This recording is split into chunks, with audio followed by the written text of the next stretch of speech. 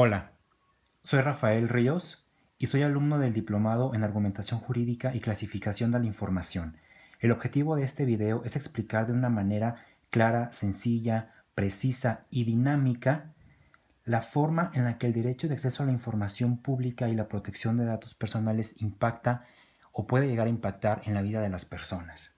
Particularmente, este video está dirigido a la ciudadanía. Dicho lo anterior, vamos a analizar algunos antecedentes de manera breve del derecho de acceso a la información pública, así como poner una serie de ejemplos para que las personas sepan de qué forma estos derechos pueden impactar en su vida diaria. El antecedente más cercano que tenemos data de 1970, donde un destacado jurista mexicano interpuso un amparo ante la Suprema Corte de Justicia de la Nación, argumentando que la Secretaría de Hacienda y Crédito Público había vulnerado su derecho a saber, su derecho de acceder a la información. Dicho lo anterior, la Suprema Corte determinó que la reforma en aquel entonces estaba encaminada a beneficiar a los partidos políticos, para que éstos pudieran de alguna manera u otra dar a conocer sus propuestas de campaña hacia la ciudadanía y que no implicaba pues que cualquier persona podía solicitar el derecho de acceder a documentos en posesión de autoridades, órganos u organismos de gobierno. Luego entonces, en el desafortunado y vergonzoso caso conocido como la matanza de Aguas Blancas, la Suprema Corte de Justicia intercambia una serie de ideas y determina que la autoridad debe limitarse a no difundir información falsa o manipulada. Es decir, la Suprema Corte vincula el derecho de acceso a la información con el derecho a la verdad. No obstante, a finales de lo que viene siendo los 90 y a inicios del año 2000, una serie de movimientos sociales encaminados particularmente por académicos, por académicas, por periodistas y por defensoras y defensores de los derechos humanos, tienen como objetivo crear lo que se conoció en aquel entonces el Grupo Oaxaca. Luego de una serie de protestas, de manifestaciones, así como una serie de eventos académicos conocidos como foros para intercambiar ideas, es que llegó a oídos del entonces presidente de México en los años 2000, pues para que se diera a conocer o surgiera una propuesta de ley de transparencia y acceso a la información pública gubernamental.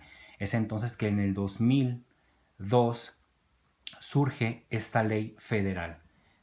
No obstante, es importante recordar y reconocer que Jalisco hizo lo propio, con la Declaración de Guadalajara, donde una serie de gobernadoras y gobernadores establecieron una serie de pronunciamientos con respecto al derecho de acceso a la información pública. Y también es importante recordar que en 2001, previo a que surgiera la ley federal en la materia, Jalisco sacó la propia en dicho año. No obstante lo anterior, existía todavía una serie de discrepancias porque el derecho de acceso a la información no se encontraba homologado.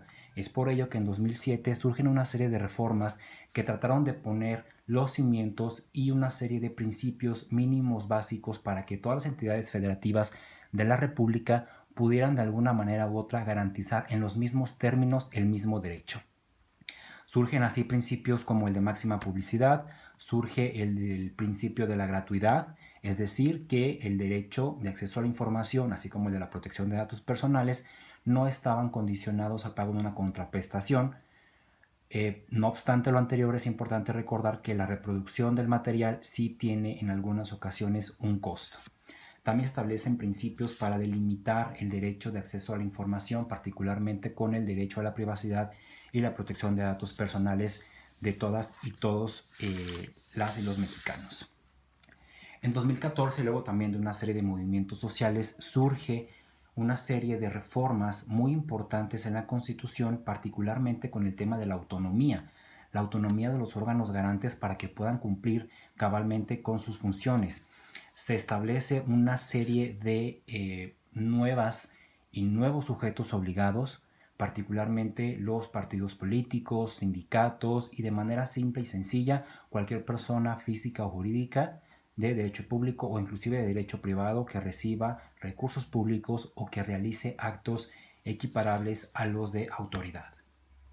No obstante lo anterior, es importante reconocer o ponernos a pensar para qué sirve o de qué manera pueden impactar estos derechos, tanto el de acceso a la información pública como el de la protección de datos personales en mi vida diaria.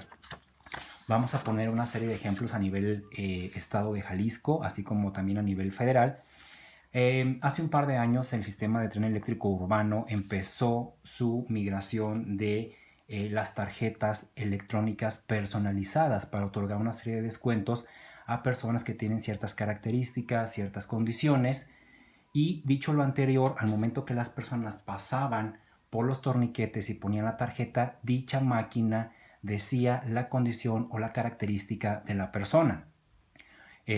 Personas adultas mayores, por ejemplo, niñas, niños y adolescentes, estudiantes, profesores y también personas con discapacidad. Dicho lo anterior, una serie de personas organizaron una serie de solicitudes pidiéndole al CITREN que estableciera cuáles habían sido los mecanismos para determinar los datos que iban a recabar y por qué, o que explicara de qué manera había recabado el consentimiento de las personas para poder difundir esa información que hasta cierto punto inclusive podría poner en riesgo a las personas. El ITEI inició un procedimiento de verificación de oficio y dicha situación fue cambiada. Ahora las tarjetas simple y sencillamente se limitan a decir una especie de número o de código que identifica pues de alguna forma a estas personas con estas características. En 2019 también surgió una serie de movimientos, particularmente por la población trans. Es decir, estas personas se encuentran con una problemática toda vez que su identidad de género o su expresión de género no necesariamente coincide con el sexo biológico que se les asignó al momento de nacer o inclusive con su nombre. Básicamente estas personas se encuentran en una situación de indefensión toda vez que son personas indocumentadas en su propio país de origen. Surgió una serie de movimientos a través del derecho de rectificación y de oposición de datos personales para que el órgano garante en Jalisco se pronunciara. Y dicho lo anterior, a través de una serie de movimientos también sociales, particularmente por la sociedad civil organizada, la Comisión de Derechos Humanos y otras entidades como la Dirección de Diversidad Sexual del Estado de Jalisco, empezaron a pronunciarse en ese sentido para poder de alguna manera garantizar también estos derechos a esta población en situación de vulnerabilidad e históricamente discriminada. No obstante lo anterior, es importante recordar también que el derecho de acceso a la información de alguna manera u otra también forma como una especie, o viene a formar, mejor dicho, una especie de luz, por decirlo de alguna manera, para poder evidenciar actos de corrupción. Tenemos casos como el caso de Walmart México, donde se evidenciaron evidentemente pues, actos de corrupción del gobierno en turno. Particularmente también tenemos el caso del conocido expresidente de los Estados Unidos mexicanos, Enrique Peña Nieto, y su famosa Casa Blanca. Es importante también recordar que existen otras series de acontecimientos que surgieron a través de movimientos, particularmente por periodistas como la estafa maestra, Oceanografía, los Panama Papers, etcétera, etcétera, que tienen pues como objetivo evidenciar actos de corrupción. Y finalmente creo que la pregunta que podríamos hacernos es hacia dónde vamos en estos momentos, ¿no? ¿Qué es lo que hace falta por hacer, ya sea por parte de la sociedad civil organizada, por periodistas, por académicas y académicos o inclusive por la propia ciudadanía de a pie? De mi parte es todo y muchísimas gracias por ver este video.